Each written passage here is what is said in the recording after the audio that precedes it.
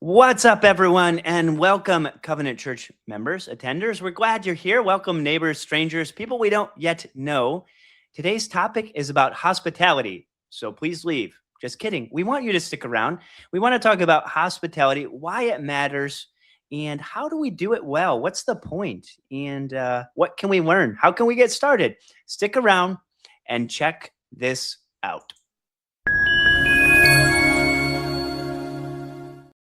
Hospitality and hospital may have similar words in them, but they are very different. Welcome, the one and only Joe Hillrich. Welcome, Joe. Hey, John. It's good to be with you. So today we're Looking talking forward about hospitals. yeah, Hospitals. no. Hospitality, what is it? Why are we talking about it? Because I think it's part of, specifically in the Bible, kind of like an expectation, New Testament faith. It's the idea of really having a welcoming just attitude towards others. Yeah, That you're really trying to come alongside them and welcome them into your life.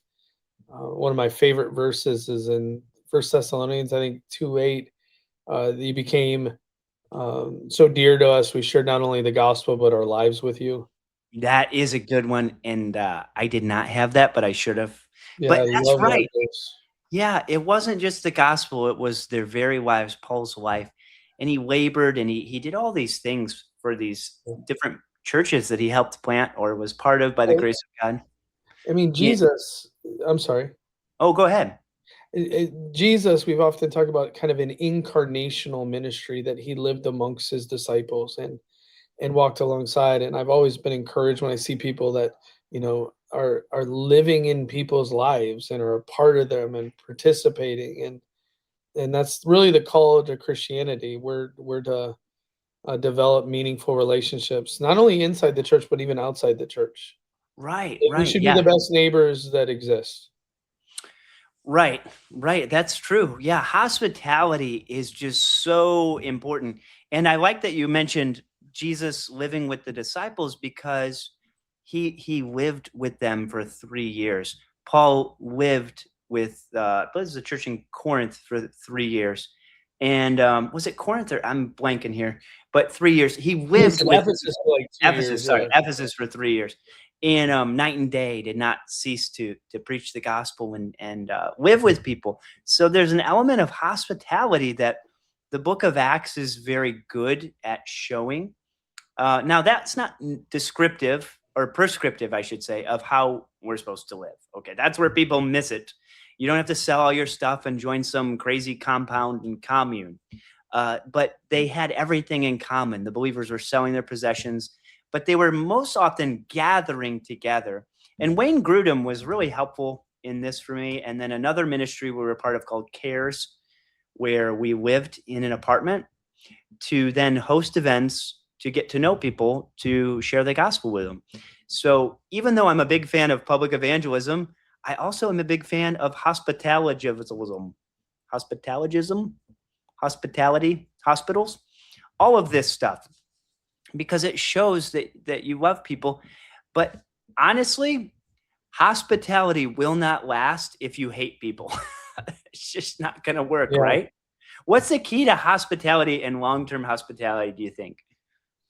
Well, I think that probably is, there needs to be, I think, first of all, you need to realize God's hospitality towards you and saving you as a sinner. And I think as you are a recipient of God's grace and mercy, a natural consequence of that will be that you are gracious and merciful towards others. And I think as your love for other people increases, you're going to want to go out of your way to do whatever it takes to be able to lead them to Christ and to encourage them in Christ. Yeah, yeah, amen. I actually bit some ice. That's my bad. But the issue, hospitality too, out of the abundance of the heart, the mouth speaks. I genuinely like people. Not everybody likes me. That's okay. I get it. It's fine. But but I like people. I like being around people. And we love hospitality here. And we've kind of set our life up to hopefully be welcoming. I know it's not perfect. I know it's not always like a perfect scenario, but one of the things you can do for hospitality is be intentional. Do you think intentionality plays a role in Covenant Church hospitality? How do we build that culture of evangelism we talked about, but also of hospitality? Well, one of the things we do on a practical level is, and part of this is because we do not have a building, is one of our main means of ministry is life groups. And our life groups are all home based. So for example, like I host and lead a life group at my house. So every other week I've got families coming into my house, and we spend time in prayer, the word, fellowship, and we welcome these people into my house. So that's something that we've kind of created at Covenant, where families are hosting, and sometimes other people host in my life group. Uh, Hmm. but yeah, so welcoming people in to gather together. Yeah, and the other thing, Wayne Grudem, who I'm a big fan of his life, he's just such a kind person. But his systematic theology, he mentioned the means of grace and the certain things, the preaching of the word, the prayer, um, uh, Bible reading, but one he mentions is food. And I'm a big fan of having food at different things. Doesn't mean you have to, but I think it breaks down barriers. And one practical way to do hospitality well is to just try to have dinner with people or have someone over once every few weeks for dinner from church or wherever, and just get to know people. No agenda, no weird Christian flipperoo, no, like Amway, like you talked about. Can you Yeah. explain what Amway is? Because I doubt everyone, So younger people. Amway, it's like a pyramid scheme, and Mhm. I mean, I'm You sold a cautious bunch of of saying weird this because stuff. somebody's be like, "It's you're speaking poorly of it," but You it was should. a scheme where you end up buying these products through this company, and the more you then get people to buy under you, and then people under them to buy under you, you get more of the kickback. So Right. It's a pyramid somebody scheme. whose team might have 500 people buying stuff through them. They're making a lot of money, but that person down the bottom makes hardly any money. Permission to offend everyone. Yeah, Multi-level marketing is unethical. yeah. Okay. And I that's what don't it like is. it. Yeah, it's not, because if your product and service is good, it stands on its own 2 feet, and you don't need to indenturely servitude other people to then go sell this thing. So yeah, MLM, I believe from a Christian perspective, is not hospitable. And so when Joe mentioned Amway, you would invite people over and be like, "Hey, friend from school that I haven't seen in 20 years," and then you would be like, "So let me tell you about Amway." And they're like, "What?" Yeah, That yeah. is It's, not at it's all. awkward. It's manipulative, it's dishonest. And so hospitality should not be that. And one thing that drives me a little bit crazy is how awkward Christians are around people, like not just genuinely interested in people, genuinely saying like, "Hey, how was your day? What's going on?" And it, it it almost feels like we don't have confidence sometimes to just talk to people. But have you ever seen unbelievers before you were converted? They have a party. Okay. Are people talking and having fun? Yes. Are they Yeah, laughing? I went to the University of Toledo. Yeah, going to a party. Yeah, everybody's just having a blast. They're no strangers. How you doing? Blah blah blah. Right? Yeah, Most part. But as Christians, I feel like we lose a little bit of our joy in a weird way, where we forget how to have fun and to host and to make people feel welcome. And it's weird. I don't know if it's fear or we're afraid that somebody's going to influence you the wrong way, or we just don't feel like we have much in common anymore. But I think hospitality flows from feeling like you have something in common, and that people are welcome. There's a welcoming nature to it. So, I as think Christians, we want people to feel welcome. Go ahead, Joe. I think part of it related to that, though, probably some of the reasons is I think we're mindful of the witness element, and I think sometimes we're afraid that we're not going to be good enough. Okay. imperfect enough. Like I don't want to say something that maybe the humor was not appropriate or appropriate enough. Can you give us an example of inappropriate humor? No, Just kidding. Obviously, don't do I that. almost went into like this and this walks into a bar, and I'm Yeah. like, we're gonna Wait stop a while we're ahead. wait a minute.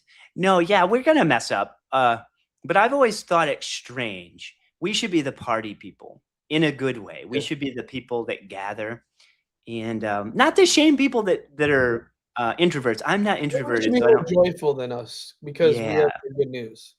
yeah. Like I always think about um, football parties or baseball games. Well, They're recently high five. the people have been getting together for the World Cup. Oh, okay. But people naturally high five. They're like, "Yeah, stranger I don't know, blah, over here, party," and they're Yeah. having fun. And as Christians, sometimes I look at us and I'm like, "Wow, we not in a judgmental way, but I think we need to have permission to like people again, and to not be afraid they're going to contaminate us.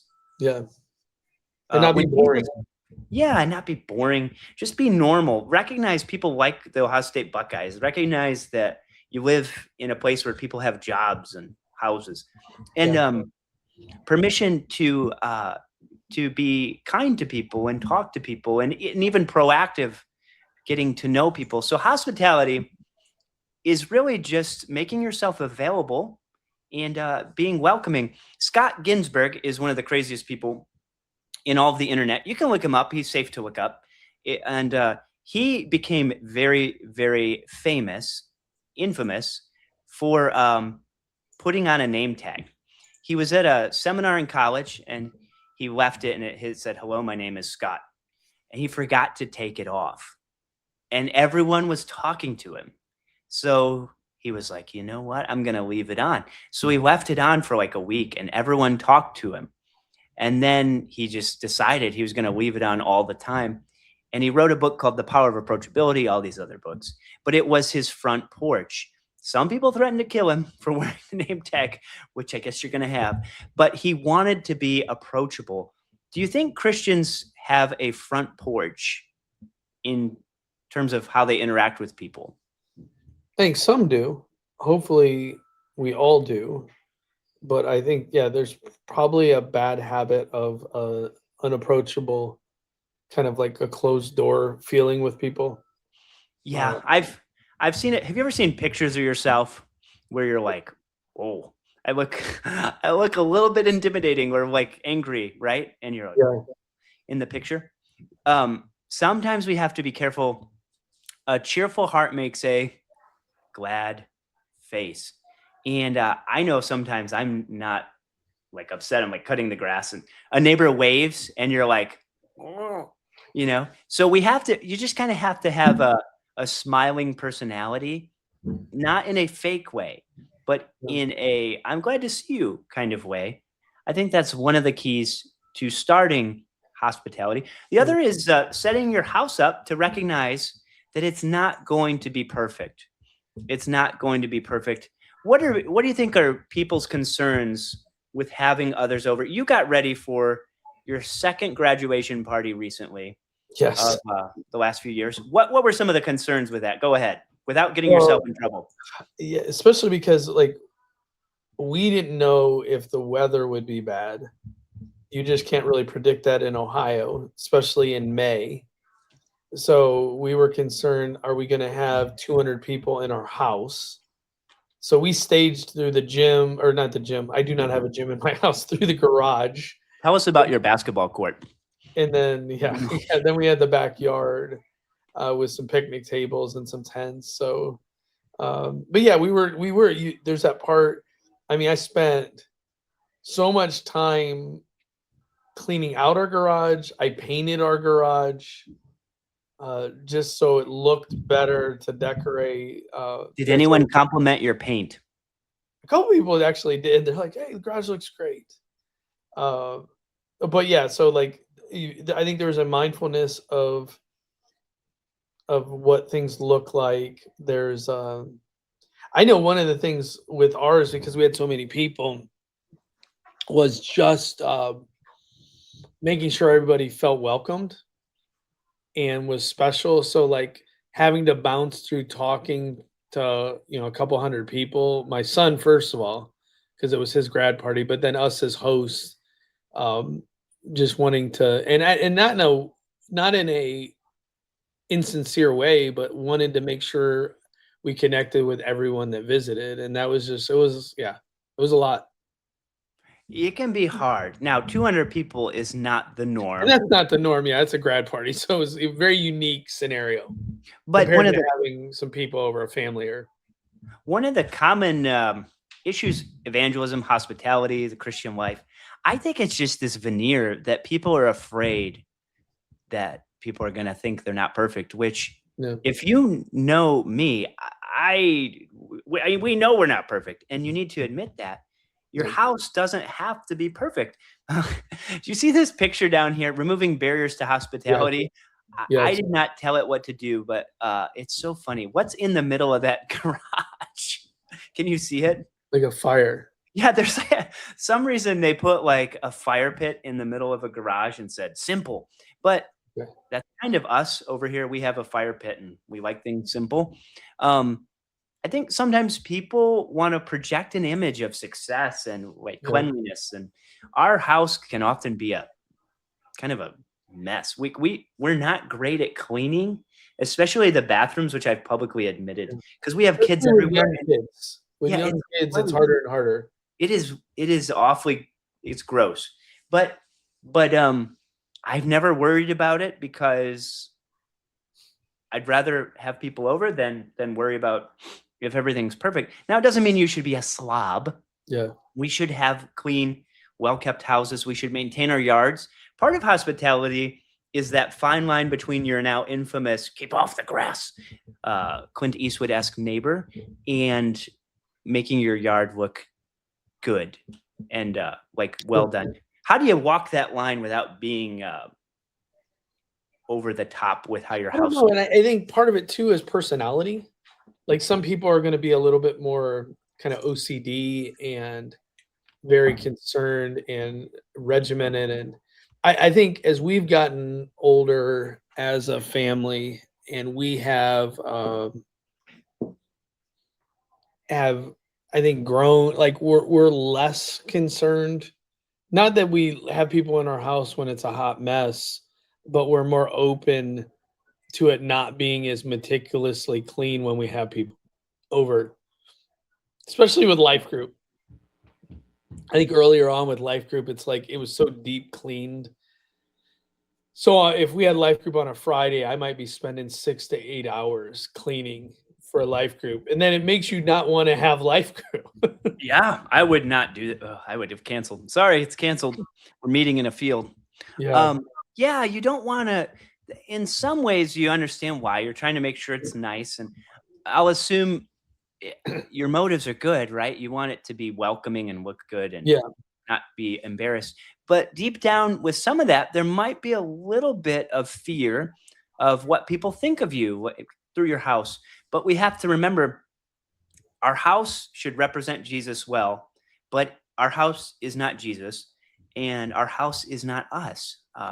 One's life does not consist in the abundance of one's possessions. So our culture has really conditioned people to say your house is you and it's who you are. It's not who you are. You're not your house. You're not your car. Now those things should be well maintained and ordered in order to reflect like care and stewardship.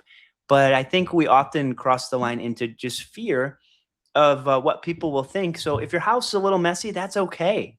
I think you got to give yourself permission to just have people over and hang out, or go somewhere and hang out with people if your house isn't the place. And not everyone's an extrovert. Not everyone is wanting to be around people, and all the some people, time. Yeah, yeah, it drains people, right? Because I would say it's fair to say Andy is more introverted, right? between the two of us, potentially. Or would you Anytime, say I who's the would most introverted person at Covenant? Please name names. say, I don't know. Like Andy's great with people though in the smaller context. I don't think he would necessarily like want 30 people to be around him at all times.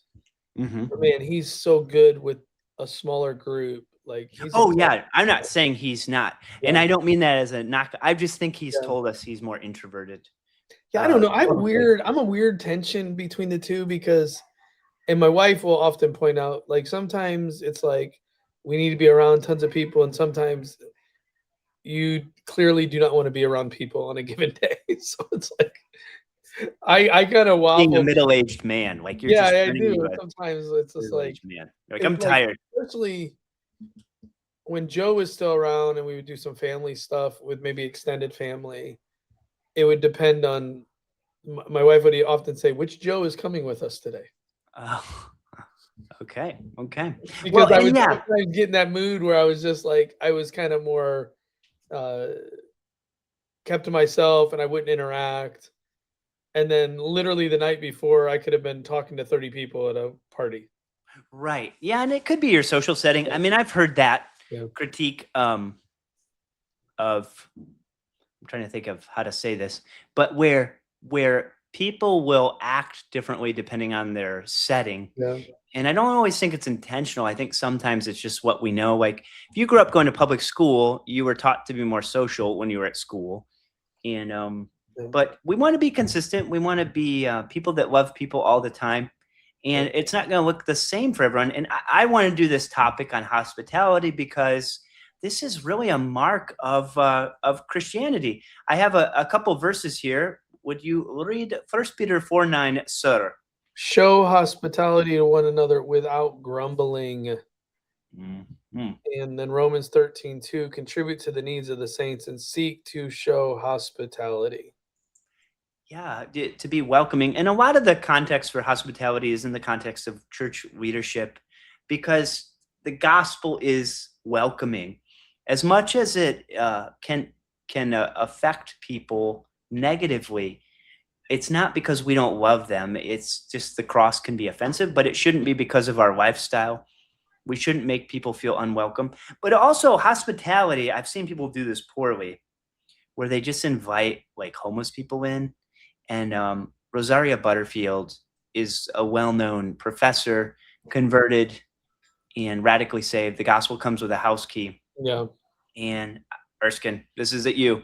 He'll just bring homeless people over. And I'm like, dude, what are you doing? You have to use wisdom. A yeah, lot of people that are homeless, I know this is going to make me sound awful. They're crazy. Like I've worked yeah, with them. They're mentally not right. And they're voluntarily homeless. They're addicted to drugs. They want to be homeless yeah, and they are not safe people. You need to hear that. Christians, just because someone's homeless, that's not what Jesus said. What you did to the least of these. He's talking about Christians, not people that are drugged out and voluntarily homeless looking for handouts. I yeah. know that's counter to what we think evangelism and hospitality is, but in some cases it could be those people, but most of the time it's not those people. Have you had any experience with like homeless and why people would just bring them to their house? I remember one time that and I think God protected me. It probably wasn't the wisest thing. I was in college. It was after my conversion, part of Campus Crusade for Christ, and I was at KFC. I remember I got a carry-out Tell meal, the kids what KFC means. Kentucky Fried Chicken. Thank you. I got Kentucky Fried Chicken, got a meal, went out to my car, and as I'm getting in, a homeless man walks up to me, and he's like, "Hey, can you spare me any money?" And like, I'm not a big fan of giving people money in that context because I have You no idea what shouldn't. the money is. I'm like, "Are You'll you buy hungry?" alcohol. And he's like, "Yeah." So I ended up giving him my meal, and then he's like, "Is there any way you could give me a ride?" And there I am. I'm like 19, 20 years old. I let this perfect stranger get in my car and had to drive him somewhere like about 10, 15 minutes away downtown Toledo. Hmm. And I did it. And we talked, and I tried to share the gospel with him in the ride, and he got to eat the meal. I prayed with him.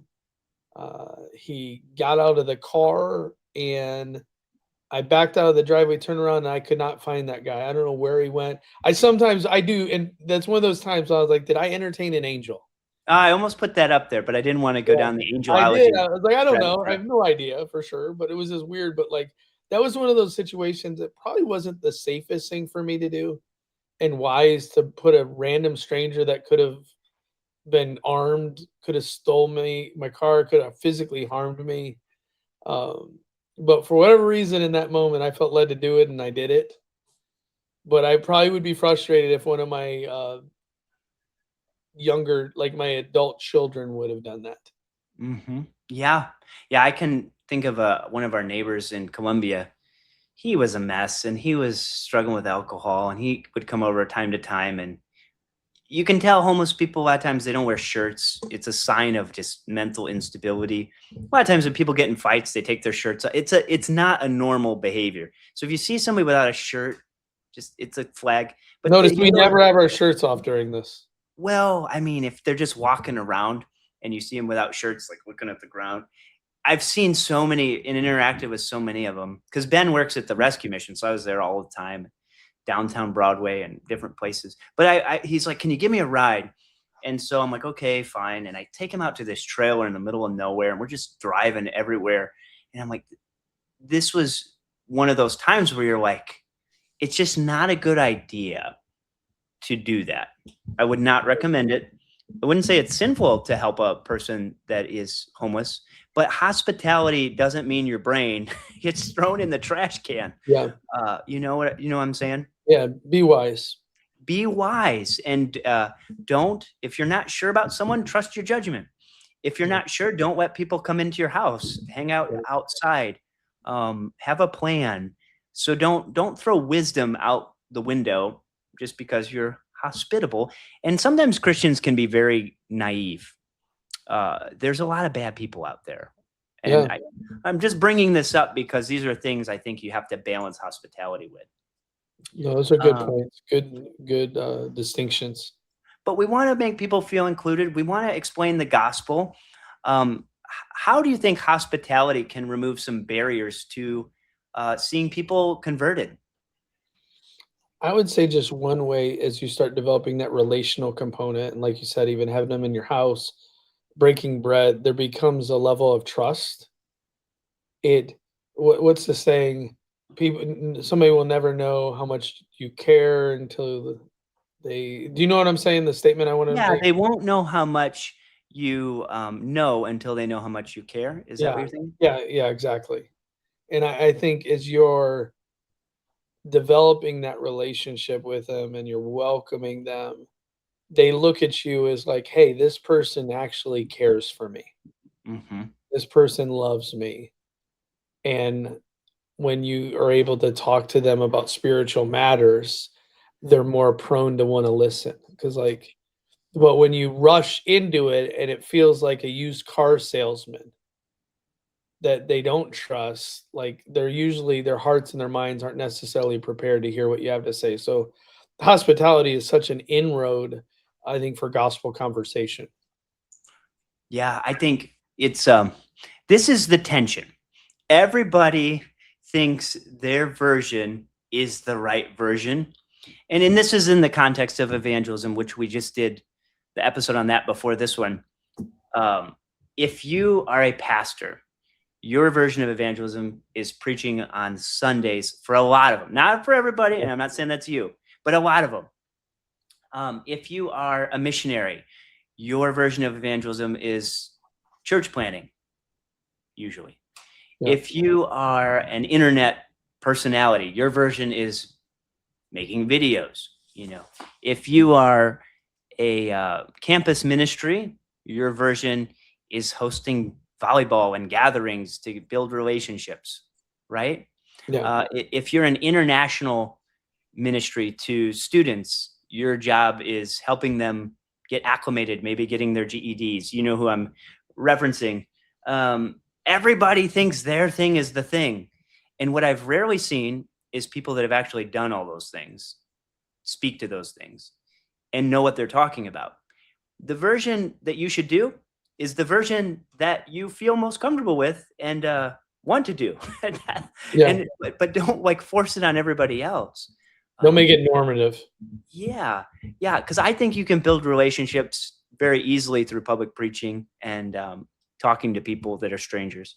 But I love getting to know people and having people here. And the most fruitful thing I've ever seen when it comes to hospitality is just having people over to eat, hang out, get to know them. And then don't hide the fact that you're a Christian, but don't try to Amway sell them a used car either, like we were talking about. Yeah. Just be yourself. Christianity isn't about being something you're not. It's just not being afraid to be who you are. You're a new creation in Jesus. So just be that. I put up the church here, 26.10. This is primarily geared towards pastors, but I thought this was good given what we talked about last night and then even hospitality. Would you be willing to read this, sir? Yeah. The work of pastors is to give constant attention to the service of Christ in his churches and the ministry of the word and prayer. They're to watch over the souls of church members as those who must give an account to Christ. The churches to whom they minister must not only give them all due respect, but also share with them from their good things according to their ability.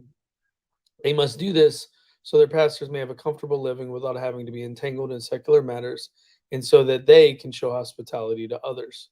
This is required by the law of nature and by the explicit command of our Lord Jesus, who has ordained those who preach the gospel should earn their living by the gospel.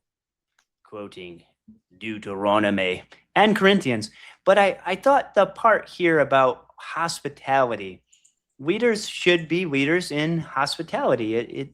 It should mark the leaders of Covenant Church and be then organic to help others learn hospitality, because this is the secret weapon for just loving people and for then having people want to know more about the gospel, living with people. Jesus, when he added a human nature to his divine nature and was born of a virgin and then grew in wisdom and stature, he lived with people, right? Yep. He didn't just preach from heaven. Like we see, God is clearly capable of speaking from heaven. We see that in Exodus chapter 20 with the giving of the law. Yes. I mean, he speaks from heaven, he writes. He's capable of that. In the book of Revelation, I always thought it's interesting. There's an angel flying through heaven, through the clouds, just preaching the gospel. Yeah. I mean, but Jesus lived a perfect life, lived with people, lived with sinners, and bore our hell, died, and rose in our place. So God is a God of relationships, right? Amen. So how would that view of relationships maybe make us a little more willing to practice hospitality? Because again, with all these episodes, we're not trying to make people feel guilty, but we are trying to get them to consider maybe your preferences aren't the most important thing when it comes to hospitality. Maybe loving other people could lead you to hospitality. So how can we encourage people here? Yeah, once again, kind of similar when we talked about evangelism, just being available and being willing to open up their house, being willing to invest in people's lives, and doing it and actually trying it and not waiting till it's perfect. I know it was a struggle when we were at our original house. We had 8 people in a very small house, no basement, and we did it. I didn't feel like we did it as often as we probably should have, and we definitely didn't do it great. But it was really difficult to have people because we were on top of each other, and then you bring people into the fold. And I know when we ended up looking at another house, when we ended up moving, one of the goals and the objective was getting a house that we would be able to host people over. And that's one of the things that we've been able to do. As we've grown as a church, it's difficult because you only have so much time, and I can't be having everybody over in my house. And I know sometimes people get offended because, like, well, you didn't have me over, but you've had this person over. And but yeah, just having that habit of trying to open up your house to people. Yeah, I like what you said there about the realtor commercial, but it's true. Maybe instead of all the features and curb appeal, Maybe if you look at a house or potential even apartment or wherever you're going to live, will this allow me to be hospitable? Can I host? Can people get here? Those are all factors to think about. Even in one of the things that I've mentioned, you should consider where you live in context to where your church is located. And a lot of pastors won't say that I can say this because what do I care? But the where you live matters. Don't move far away from your church. Live where you can be around the people that go to your church and be available. Right? Better is a neighbor that is close by than a what brother far off. Right? Yeah. So you need to be around the people that go to your church, and that's why in the Bible, the churches are organized by city. Yeah. They're geographically located. That's not even the word. Mhm. Anyway, but they couldn't get in a car back then, right? No, most of them didn't have cars. And so, although Philip had the ability to teleport, which Yeah, we've he didn't already need seen, a car. he Yeah, didn't need a car. You don't need no car. Elijah didn't either. He's just gonna fly across the sky. yeah, But the point is, you need to consider where you live, and as cars have developed, proximity for churches sometimes has allowed people to come out from further, which yeah, we're glad that people come from a long ways to Covenant, right? yeah. But it's not ideal that, like, I think, especially if you're a leader in a church, my opinion, you should live very close to where your church is, because You would how else are you going to hope help your to. church? Yeah. Go ahead. I said, yeah, you definitely hope to. And also, I think one of the things is part of this hospitality, if you end up really start leaning in on your neighbor, and then you're like, hey, one of the things is I'd love to invite you to church with me, and you live 45 minutes away from church. That's a big ask for this visitor. Yeah, yeah. And And it's yeah, that's another point we didn't cover last week, which we should have. Evangelism primarily should be church focused. The goal should be either equipping people from your church or bringing lost people into your church. yeah, The idea of just leaving people out to fend for themselves, it happens, and it's not wrong to do evangelism that way. But I think there needs to be a church focus where we're proud of our church. We want people to come to our church. Our church isn't perfect, but we've said this before. When do you see the most new people start coming to a church? Like, in what life cycle of a new believer? Where do they start bringing their friends and neighbors most often? I don't know if that, when they start to believe. I mean, yeah, when they when they're new Christians, it's like, they're here more comes excited. Barry, Yeah, and here comes this, and they're just telling everybody.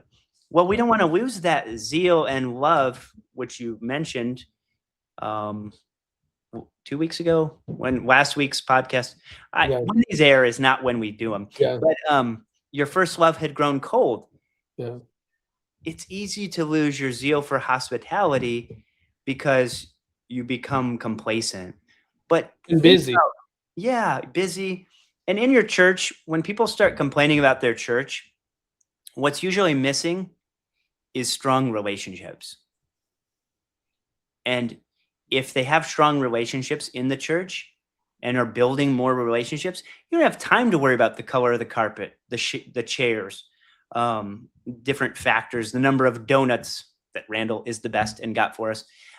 Whatever the case might be, when you're focused on other people, I mentioned this a few weeks ago, I think it's very, very difficult to worry about smaller things.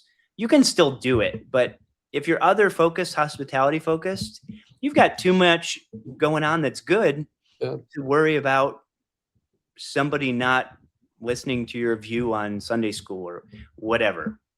yeah. So, hospitality, we're for it. Any other thoughts here on hospitality as we wrap this one up? I think one of the things I was just thinking of in passing too, if you're a parent, having a house that is welcoming for your kids to let their friends come in. I think it's a gateway potentially to even ministering to that child and ministering to that child's family. So like I've always wanted an environment at our house where my kids feel comfortable bringing friends over.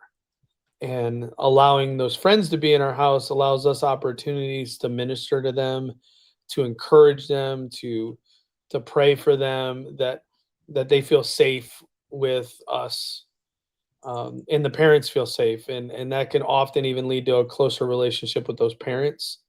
So it's not just bringing the adults in, but even creating that environment where kids can come to your house and almost be like an honorary family member.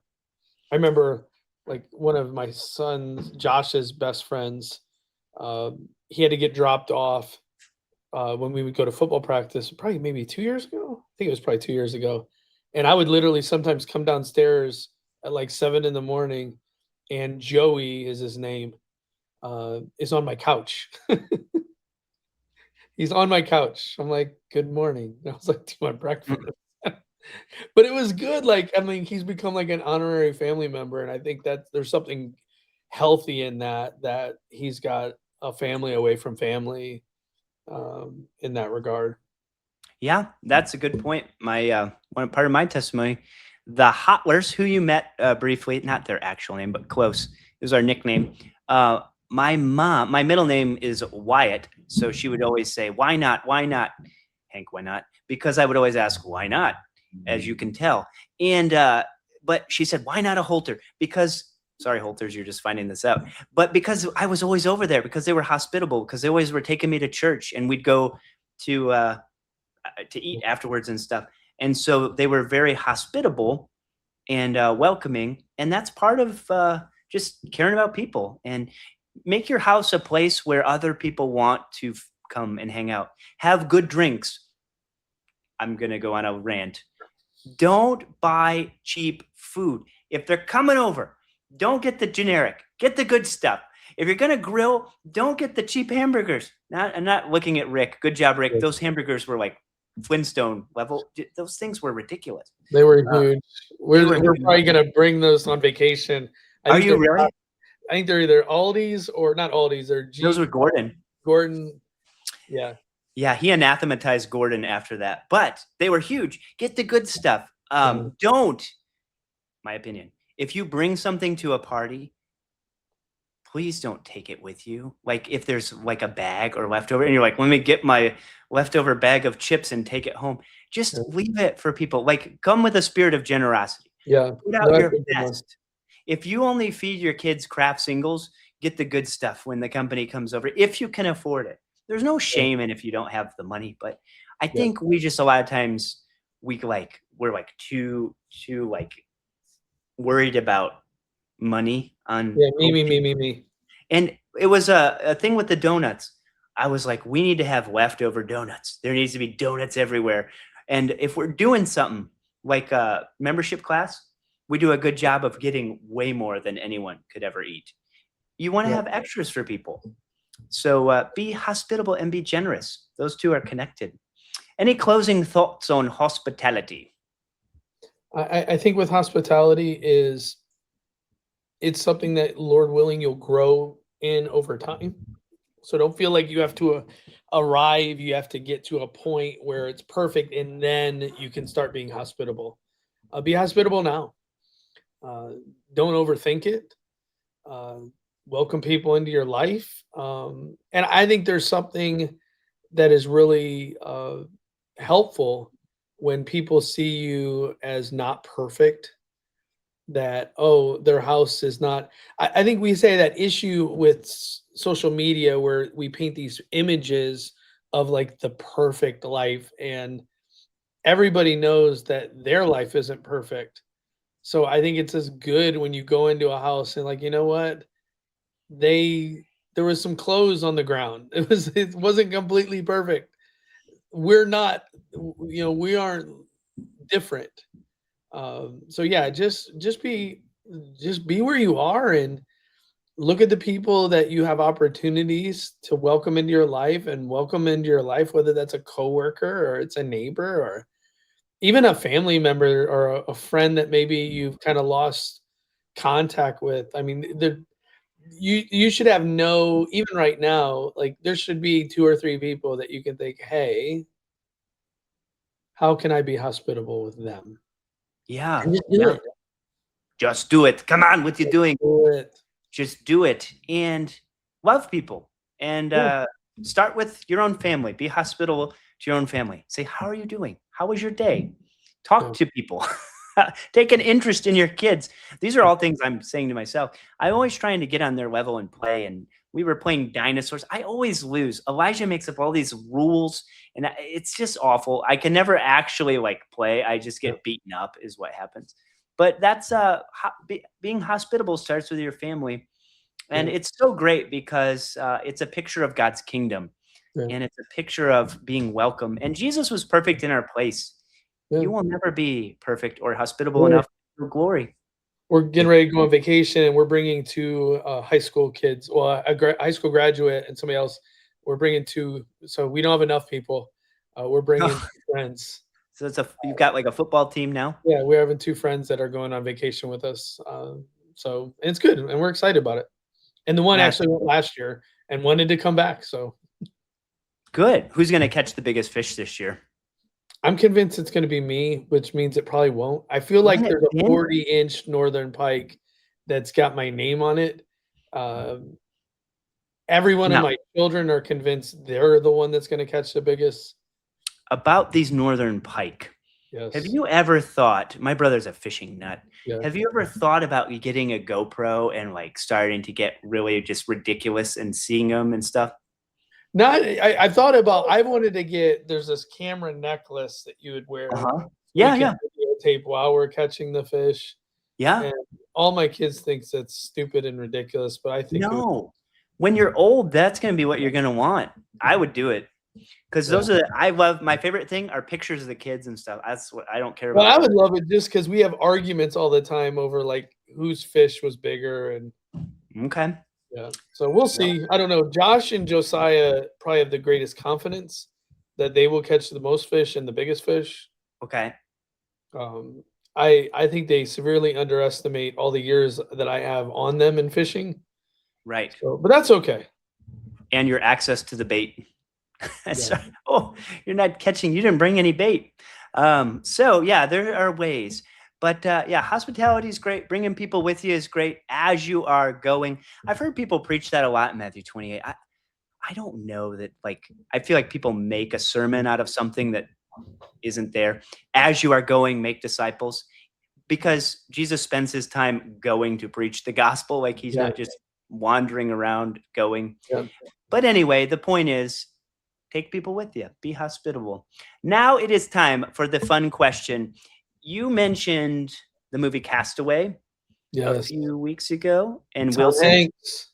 and then you preached on it, kind of. Yes, you did. Last week? I can't, they all run together. Same here. You, and it's using this same guy again, which is creeping me out. That's the guy from the other week, and I don't know, Yeah. it's like fixated on this guy now. But what do you see in this picture here? He's got a Bible. He's got a I don't know what that knife. is. Yeah, like, I'm not sure. It's A like hard it looks like a CD, but like, Yeah, I think it is. I think it's like is it a Walkman? I think it was, yeah, some kind of like translucent Walkman. And then he's got like a knife made of a stone. But the question, so you mentioned you're stranded on a desert island. We were talking about Psalm 1, planted by Yeah. tree planted by streams of water, does prospers. You're stranded on a desert island. Let's say this lake trip goes Yeah. real bad, and you end up on an island in the lake somehow, which probably doesn't Yeah. even have an island. What would you take with you? 3 things. Definitely the Bible, because yeah, especially Probably not didn't knowing. own that one. I would want probably a knife and then a fire starter, like Okay. with magnesium. Okay. And what would you do with the knife? Well, knife will be used for everything from even probably cutting some wood down to make a shelter. I would love a fourth where I could have a fishing line. Yeah. Yeah. You might be able to make one with your knife, though. I mean, maybe somehow. If having some thread. Yeah. Here's what I would have. There would be thread on the handle of my my Your knife. knife. Oh, so you're smuggling items inside of other items. Yeah. This is how Elijah wins in dinosaurs every time. Yeah. What is happening? Yeah, Okay. making up rules as we go. Yeah. Oh, that's what little kids do. Okay, well, good stuff. What Good, would good. you? What would I take? Man, I don't know, because I'm such a black and white person, but clearly I would take a boat. Yes. No, if you're stranded, though, Yeah. I mean, sounds spiritual. Take a Bible. Yeah, I guess. Um, hmm.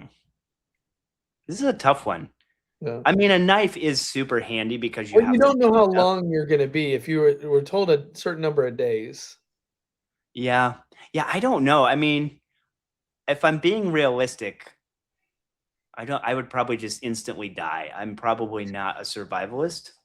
So, I taught survival skills to 5th grade camp multiple oh, years, okay. and I think you're gonna definitely have to have something to be able to have water. Water. Something to Yeah, you're catch water. dying without water, Yeah. so you're gonna wanna be able to have a fire that you can boil water so you're not drinking bad water.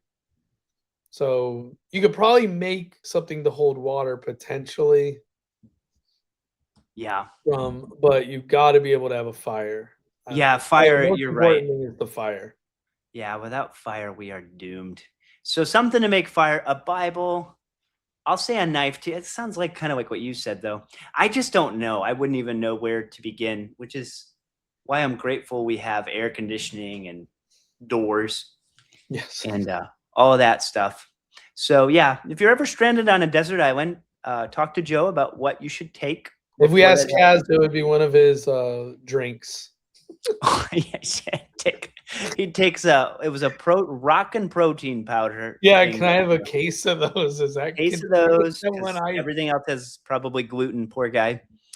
Man, yeah. Talk about rough eating. But yeah, so hospitality.